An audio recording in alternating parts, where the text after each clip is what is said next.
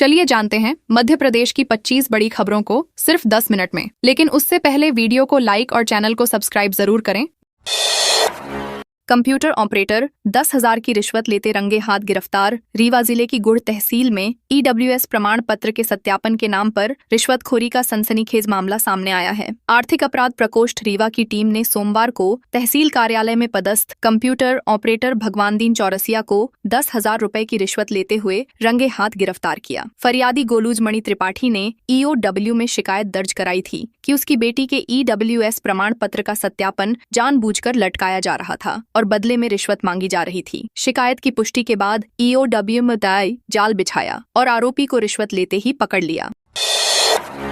सतना के खेरमाई मंदिर में चोरों ने 5 ताले तोड़े। सतना के प्राचीन खेरमाई मंदिर में सोमवार मंगलवार की दरमियानी रात बड़ी चोरी की वारदात सामने आई है। अज्ञात चोर मंदिर के 5 ताले तोड़कर 2 किलो चांदी के 3 छत्र चुरा ले गए। चोर मुख्य द्वार का ताला नहीं तोड़ पाए तो उन्होंने दरवाजे का निचला हिस्सा तोड़कर अंदर प्रवेश किया। सुबह पूजा के लिए पहुंचे श्रद्धालुओं ने ताले टूटे देखे, जिसके बाद पुलिस को सूचना दी गई। मौके पर सिटी कोतवाली पुलिस, डॉग स्क्वाड और फॉरेंसिक टीम पहुंची। पुलिस अब आसपास के CCTV फुटेज खंगालकर आरोपियों की तलाश में जुटी है।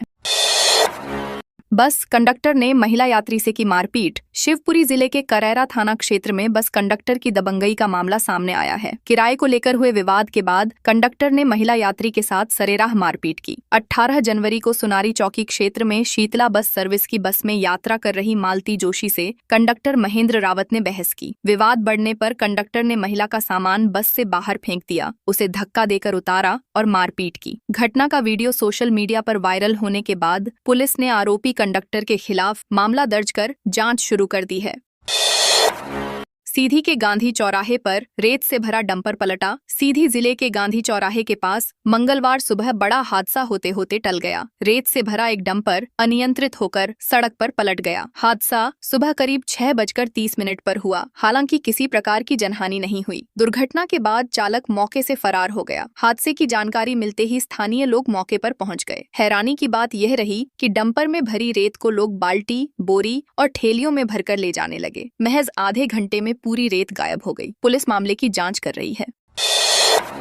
गुना में आधी नाली बनाकर छोड़ गया ठेकेदार। गुना नगर पालिका के वार्ड क्रमांक 19 और 20 के बरबटपुरा और श्रद्धा नगर क्षेत्र में अधूरी नाली लोगों के लिए बड़ी परेशानी बन गई है। ठेकेदार आधा काम छोड़कर गायब हो गया, जिससे सड़कों पर गंदा पानी बह रहा है। जल जमाव के कारण सड़क के बीच गहरा गड्ढा बन गया है, जहां आए दिन दुर्घटनाएं हो रही हैं। सबसे बड़ी चिंता ये है कि गंदे पानी के नीचे से पेयजल पाइपलाइन गुजर रही है, जिससे बीमारी फैलने का खतरा है। परेशान नागरिकों ने CM हेल्पलाइन में शिकायत दर्ज कर आंदोलन की चेतावनी दी है। रायसेन में डिवाइडर से टकराकर पलटी कार। रायसेन के सागर रोड पर सोमवार रात तेज रफ्तार कार डिवाइडर से टकराकर पलट गई। हादसा कृषि विज्ञान केंद्र के सामने रात करीब 8:30 पर हुआ। टक्कर इतनी तेज थी कि कार 2 पलटी खाते हुए सड़क पर जा गिरी। राहत की बात यह रही कि कार के एयर बैग समय पर खुल गए, जिससे उसमें सवार 2 युवकों की जान बच गई। घटना के बाद राहगीरों ने तुरंत कार को सीधा कर युवकों को बाहर निकाला। सूचना पर पुलिस मौके पर पहुंची और जांच शुरू की। कार बुरी तरह क्षतिग्रस्त हो गई है। मौनगर पंचायत उपचुनाव में कांग्रेस की जीत। मौनगर पंचायत के वार्ड क्रमांक 4 में हुए उपचुनाव में कांग्रेस ने जीत दर्ज की है। कांग्रेस प्रत्याशी गंगाश्री जाटव ने भाजपा की मुन्नी बाई को 19 मतों से हराया। मतगणना में गंगाश्री को 276 वोट मिले, जबकि भाजपा प्रत्याशी को 257 वोट ही मिल सके। यह सीट पूर्व पार्षद के निधन के बाद खाली हुई थी। भाजपा ने इस उपचुनाव को प्रतिष्ठा का सवाल बनाते हुए पूरी ताकत झोंकी, लेकिन कांग्रेस की जमीनी रणनीति और मतदाताओं से सीधा संवाद जीत में काम आया। निर्दलीय और नोटा को 3-3 वोट मिले। आउटसोर्स कर्मचारियों को 3 महीने से नहीं मिला वेतन। शाजापुर में शिक्षा विभाग के आउटसोर्स कंप्यूटर ऑपरेटर कर्मचारियों ने वेतन नहीं मिलने से नाराजगी जताई है। कर्मचारियों ने मंगलवार को कलेक्टर के नाम SDM मनीषा वास्कले को ज्ञापन सौंपा। कर्मचारियों का कहना है कि अक्टूबर, नवंबर और दिसंबर माह का वेतन अब तक नहीं मिला, जिससे उनकी आर्थिक स्थिति बिगड़ गई है। शासन के निर्देशों के अनुसार हर माह 5 से 7 तारीख तक वेतन मिलना चाहिए, लेकिन इसका पालन नहीं हो रहा। कर्मचारियों ने जिला स्तर पर लापरवाही का आरोप लगाते हुए जल्द भुगतान की मांग की है। सागर में परिवहन विभाग ने जब्त की 5 यात्री बसें। सागर में परिवहन विभाग ने यात्री बसों और अवैध रूप से संचालित वाहनों के खिलाफ सख्त कार्रवाई की है। चेकिंग के दौरान सुरक्षा मानकों की अनदेखी करने पर 5 यात्री बसों को जब्त कर 25,500 रुपए का जुर्माना लगाया गया। जांच में बसों में अग्निशमन यंत्र, इमरजेंसी गेट और दूसरा निर्गम द्वार नहीं पाए गए। एक बस बिना परमिट के संचालित हो रही थी, जबकि एक की फिटनेस निरस्त कर दी गई। सभी जब्त बसों को परिवहन कार्यालय परिसर में खड़ा कराया गया है। बच्चे को बचाने पर एम्बुलेंस चालक की पिटाई। मऊगंज जिले के सरदमन गांव में मानवता को शर्मसार करने वाली घटना सामने आई है। जन्नी 108 एम्बुलेंस चालक चंद्रमोहन पटेल को ग्रामीणों ने सिर्फ इसलिए पीट दिया क्योंकि उन्होंने सड़क पर अचानक आए बच्चे की जान बचाने की कोशिश की। सोमवार दोपहर करीब 3 बजे चालक मरीज को लेकर हनुमना से हरई जा रहा था। बच्चे को बचाने के दौरान उसे हल्का झटका लगा, जिसके बाद ग्रामीण भड़क गए और चालक पर हमला कर दिया। गंभीर रूप से घायल चालक को पहले हनुमना और फिर मऊगंज सिविल अस्पताल रेफर किया गया। घटना से स्वास्थ्य कर्मियों में भारी रोष है। ग्वालियर में 2 पड़ोसियों के विवाद में गोलियां चलीं। ग्वालियर के उटीला गांव में मामूली विवाद ने हिंसक रूप ले लिया। 2 पड़ोसियों के झगड़े के बाद पहले मारपीट हुई और फिर गोलियां चल गईं। आरोप है कि गैंगस्टर हरेंद्र राणा का ममेरा भाई अपने साथियों के साथ मौके पर पहुंचा और फायरिंग की। इस घटना का सीसीटीवी फुटेज भी सामने आया है, जिसमें हमलावर भागते नजर आ रहे हैं। गाँव में दहशत का माहौल है। पीड़ित आशीष पाठक की शिकायत पर पुलिस ने मामला दर्ज कर एक आरोपी को गिरफ्तार कर लिया है, जबकि अन्य की तलाश जारी है।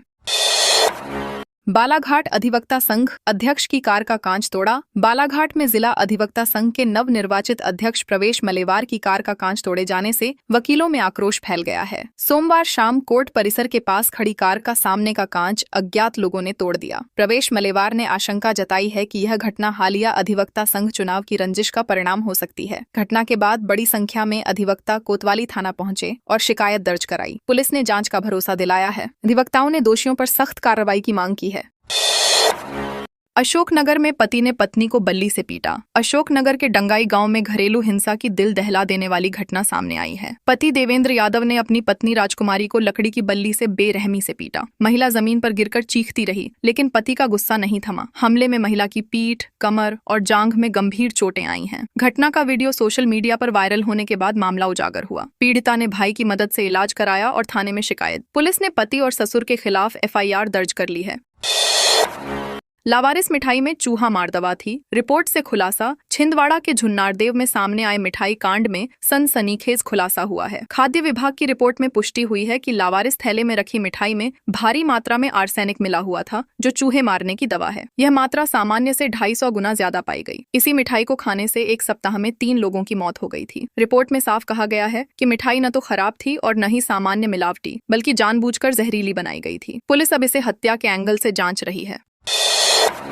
छतरपुर में मुर्दे को जिंदा कर बेची सरकारी जमीन। छतरपुर में भूमाफियाओं ने सरकारी रिकॉर्ड से खिलवाड़ कर चौंकाने वाला फर्जीवाड़ा किया। 20 साल पहले मृत व्यक्ति को कागजों में जिंदा दिखाकर करोड़ों की सरकारी जमीन बेच दी गई। मामला बमीठा थाना क्षेत्र के शिवराजपुर का है। रामसेवक तिवारी को 1990 में जमीन का पट्टा मिला था, जिसकी 1996 में मौत हो गई थी। इसके बावजूद 2013 में भूमाफियाओं ने फर्जी दस्तावेज बनाकर जमीन की रजिस्ट्री कर दी। जमानत पर छूटने के बाद आरोपियों ने उसी जमीन का दोबारा सौदा कर लिया। मामले की जांच जारी है। कथावाचकों पर टिप्पणी से RD का बेटा भी नाराज। छतरपुर जिले के चंदला से पूर्व विधायक RD प्रजापति के कथावाचकों पर दिए विवादित बयान से सियासी और सामाजिक हलकों में नाराजगी बढ़ गई है। उनके बयान से समाजवादी पार्टी ने पहले ही किनारा कर लिया था। अब उनके बेटे और पूर्व विधायक राजेश प्रजापति ने भी असहमति जता दी है। RD प्रजापति ने भोपाल में आयोजित महासम्मेलन में कथावाचकों को लेकर आपत्तिजनक टिप्पणियां की थीं। बयान सामने आने के बाद विभिन्न संगठनों ने विरोध दर्ज कराया है। मामले ने राजनीतिक तूल पकड़ लिया है और सफाई की मांग की जा रही है।